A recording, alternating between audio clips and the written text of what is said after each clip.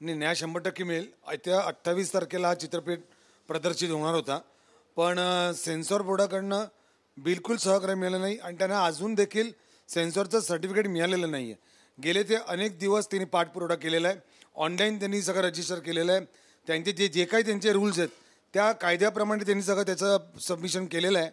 तरी देखील गेले 8 दिवस त्या निर्मात्याला सकाळी 10 वाजता तिकडे बोलून रात्री 8-8 वाजेपर्यंत तिथे बाहेर वेटिंग रूममध्ये बसून ठेवलं आहे.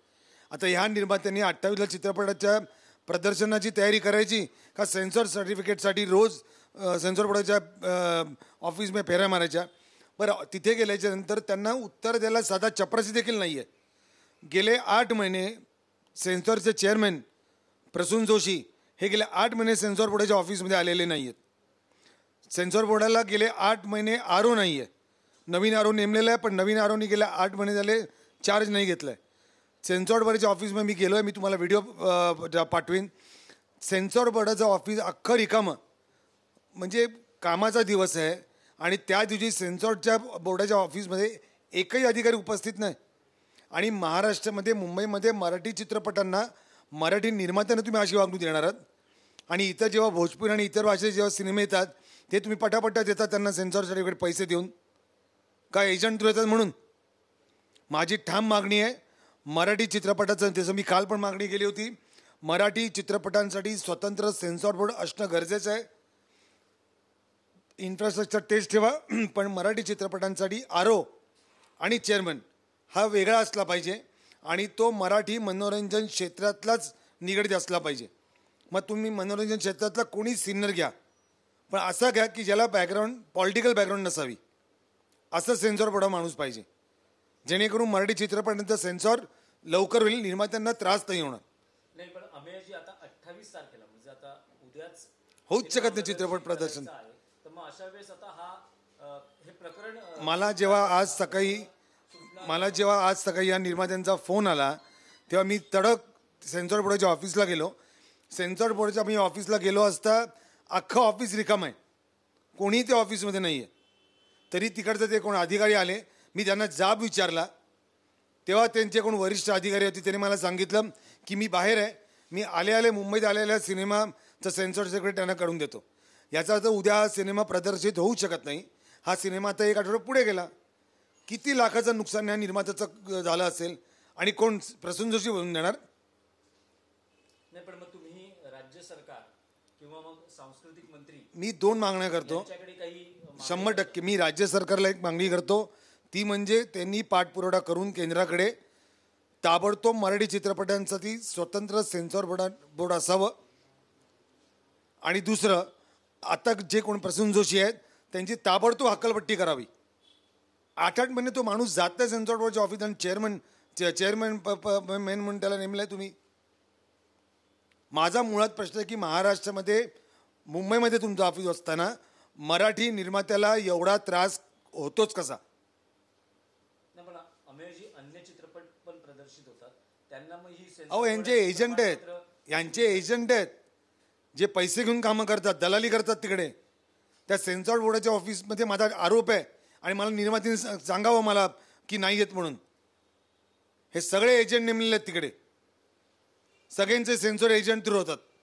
नाही, पण आता आश्वासन मिळालं आहे तुम्ही आज त्या निर्मात्यांना. मला जर का या आपल्या मराठी चित्रपटासाठी सोमवारी जर काही सेन्सॉर सर्टिफिकेट नाही मिळालं तर मग मी आंदोलन करणार. मग मला कोणी सांगू नये की तीव्र आंदोलन केलं आणि मग शासनाचं ऑफिस होतं ना, मग मी ऐकणार नाही कोणाचा.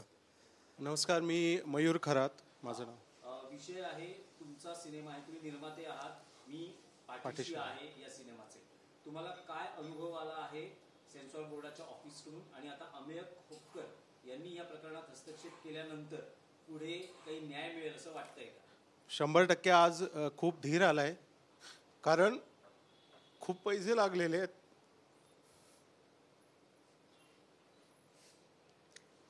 उद्या सिनेमा रिलीज होता, बेसिकली सर्वांना श्री स्वामी समर्थ. उद्या सिनेमा आमचा रिलीज होता आणि सेन्सॉर सर्टिफिकेटची तिप्पट रक्कम भरली होती, जेणेकरून 5 दिवसात स्क्रीनिंग करून आम्हाला सर्टिफिकेट मिळाली आशा होती. आज 6वा दिवस आहे, तरीसुद्धा त्या ऑफिसमध्ये फक्त सकाळी 11-10 वाजल्यापासून संध्याकाळी 7-8 पर्यंत आम्हाला नुसतं बसवून ठेवलं गेलं आहे. त्यांच्या एन्क्वायरी टेबलवर गेल्यावर अजिबात सांगत नाहीत की चार्ज कोणाकडे आहे, कोण सांगेल. मी त्यांना सतत जाऊन रिक्वेस्ट केली. तिथली CCTV फुटेज काढून तुम्ही बघू शकता. मी फक्त रिक्वेस्टिंग मोडवरती तिथं जाऊन बसतोय गेले 8 दिवस झाला 18 तारखेपासून की बाबा मला काहीतरी माहिती द्या. आज त्यांनी सांगितलं चेअरमनच्या लॉग इनमध्ये तुमचं राहिलेलं आहे, चेअरमन जेव्हा अप्रूव्ह करतील तेव्हा तुम्हाला सर्टिफिकेट मिळेल. मी त्यांना म्हटलं मग चेअरमनांनी जर 1 वर्ष जर माझं अप्रूव्ह नाही केलं तर मी सिनेमा रिलीज करायचा की नाही. तर म्हणे आम्ही ते सांगू शकत नाही, ते आमच्या हातात नाही. तिथला स्टाफ अजिबात काहीच कॉपरेट करत नाही. तिथं फक्त बसून ठेवलं जाते. गेली 8 दिवस झालं. माझी फक्त एवढीच रिक्वेस्ट होती, मला सेन्सॉर सर्टिफिकेट द्या सो दॅट मी रिलीज करेन. आज 28 तारखेला माझं खूप मोठं नुकसान झालेलं आहे, कारण सगळी पब्लिसिटी सगळं आम्ही करून बसलो आणि आमच्या हातात सेन्सॉर सर्टिफिकेट नाही आहे. आज साधारण कितीचं नुकसान झालेलं आहे आणि तुम्हाला किती कटू अनुभवांना सामोरं जावं लागलं? बघा, पहिली गोष्ट तर आम्ही खूप सामान्य घरातून येतो. मुंबईच्या चाळीतून मोठा झालेला मुलगा आहे मी. आमच्याकडे काही खूप करोडो पैसे नाही आहेत. मेहनतीचे पैसे लागलेले आहेत आणि ते आम्हाला रिकवर करणं म्हणजे आता मराठी सिनेमांची हालत तुम्हाला पण माहिती आहे काय आहे. सरांनी मला आल्या पहिला प्रश्न विचारला, काय रे रिकव्हरी कशी करणार आहेस? मला खरंच आयडिया नाही. त्यांची टीम मला सपोर्ट करेल तर डेफिनेटली आम्ही निर्माते उभे राहू. CEO पासून सर्वांना आम्ही म्हणजे जवळजवळ आज नाही म्हणलं तरी 70-80 लाख रुपये आमच्या निर्मात्यांचे याच्यात गुंतलेले आहेत. पब्लिसिटीपासून मेकिंगपर्यंत खूप चांगले कलाकार आम्ही या सिनेमासाठी गेले. आणि मुळात हा सिनेमा नफ्यासाठी नव्हताच, एक श्रद्धा भाग म्हणून आम्ही स्वामींवर सिनेमा करायचं ठरवलं होतं. पण आता अशी परिस्थिती झाली की तो सिनेमा जर रिलीज नाही झाला तर खूप प्रॉब्लेम्स येणार आहेत आम्हाला. त्या काय बोलू म्हणजे आय डोंट नो मी काय बोलू आता याच्यावर. सोमवारी स्वामींचा प्रकट दिन आहे, त्या मुहूर्तावर तुम्ही हा सिनेमा आम्ही खरं तर आमची सुरुवातीपासूनची इच्छा होती की प्रकट दिनानिमित्त हा सिनेमा यावा. तुम्ही पब्लिसिटी बघाल तर तिथं आम्ही तेच नमूद केलंय. अगदी मोठे सिनेमा आमच्या ऑपोजिट असले तरी आम्ही तारीख हलवली नव्हती. मग जरी काय होईल ते होईल आम्ही एवढी तयारी ठेवली होती. पण सेन्सॉर सर्टिफिकेट नसल्यामुळे आमची सगळी तयारी कोलॅप्स झालेली आहे. सगळ्या महाराष्ट्रात आम्ही सगळं केलेलं आहे आणि आता नेमकं फक्त आणि फक्त सेन्सॉर सर्टिफिकेटमुळे माझा सिनेमा पुढे जायची वेळ आलेली आहे.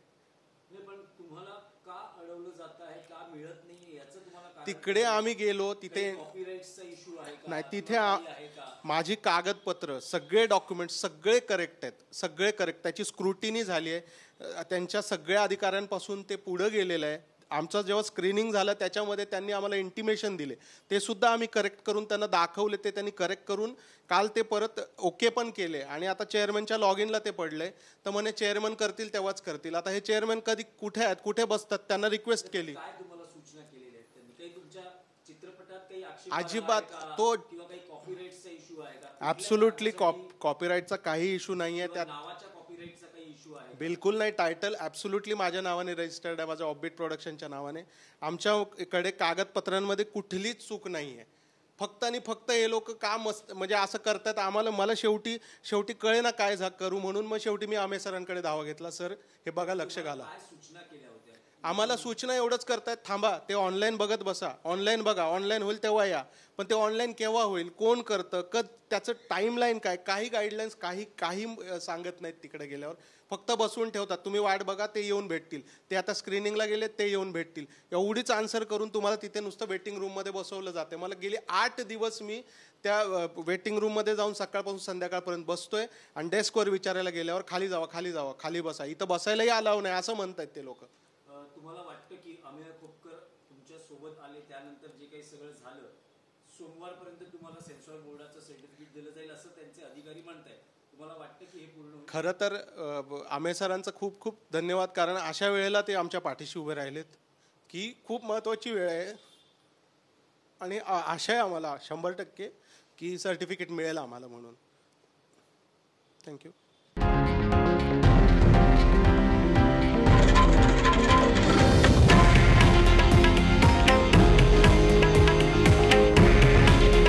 हे आहे देशातील नंबर 1 न्यूज नेटवर्क आणि आपण पाहत आहात TV9 मराठी.